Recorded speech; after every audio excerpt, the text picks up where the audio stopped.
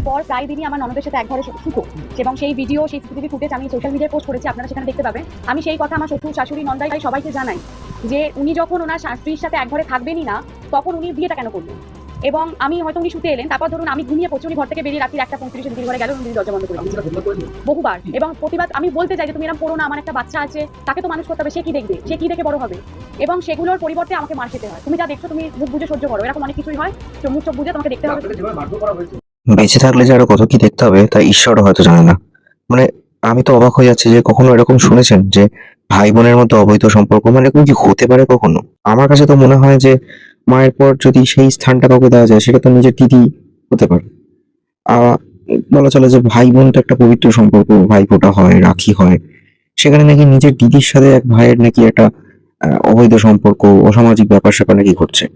মানে ঘটনাটা ঘটেছে হাওড়ার মালিবাজখড়াতে, যেখানে বরানগরের এই মেয়েটির সাথে হাওড়া মালিবাজখড়ার একটি ছেলের বিয়ে হয়, এবং বিয়ে হওয়ার পর তাদের একটি ছেলেও হয়। 2023 সালে বিয়ে হয়েছিল। বিয়ে হওয়ার পর থেকে দেখতে পারে যে প্রত্যেকদিন রাত্রিবেলা নাকি তার হাজবেন্ড বউয়ের সাথে ঘুমোতে ঘুমোতে উঠে পড়ে 1:30টার সময় খেয়ে তার দিদির ঘরে ঢুকে পড়ে।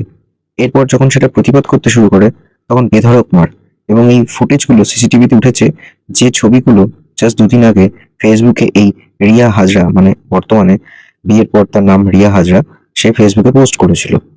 মুহূর্তের মধ্যে সেগুলো ভাইরাল হয় এবং হাওড়া মাঝখড়ার যে থানা সেখানে ডায়েরি করেছিল। পুলিশ সেরকম কোনো অ্যাকশন নেয়নি। পরবর্তী সময় জানা গেল যে তার হাজবেন্ড নাকি হাওড়ার বেশ প্রভাবশালী, রাজনৈতিক কানেকশন ভালোই রয়েছে।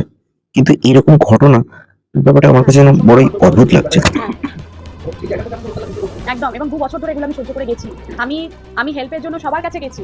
লাস্টে বাধ্য হয়ে বাড়ি থেকে বেরিয়ে উল্টো দিকে টোটোওয়ালা, ভ্যানওয়ালা ওনাদের কাছে গিয়ে বলছি, দাদা আপনারা প্লিজ আমাকে একটু হেল্প করুন, এরকম ভাবে মারছে, বাড়ি থেকে তাড়িয়ে দিয়েছে। ঠিক আছে, থানায় অভিযোগ করেছি, মালিবাজখড়া থানায়, এবং ওনারা এমন জামিনযোগ্য ধারা দিয়েছেন যে ওকে সঙ্গে সঙ্গে বেল পেয়ে যাবে। কোনো সহযোগিতা পাইনি। আমি বলছি বাড়ি ভর্তি লোক তালা দিয়ে বেরিয়ে গেল, আপনি নাম্বারটা ট্র্যাক করুন না, আমি তো প্রিপারেশন নিয়ে বেরিয়ে ফিরবো না, আমার সমস্ত কিছু ওখানে। বাট ওনারা কোনো আমাদের মালিবাজখড়া থানার পুলিশ, ওনারা কোনো রকম কোনো কিছু মানে সে গা ছাড়া ভাবে জিনিসটাকে নিয়ে আছে। অবশ্যই আমার বাবাকে বাড়িতে এসে মেরে গেছে, আমার লাইফ রিস্ক আছে, আমি একটা বাচ্চা 14 মাসের বাচ্চাকে নিয়ে আছি, আমাকে যদি কালকে মেরে দেয় আমার ছেলেটাকে কে দেখবে। হাওড়া থেকে শ্বশুরকে এসে থ্রেট করে গেছে, মেরেছে, এবং ভয়তে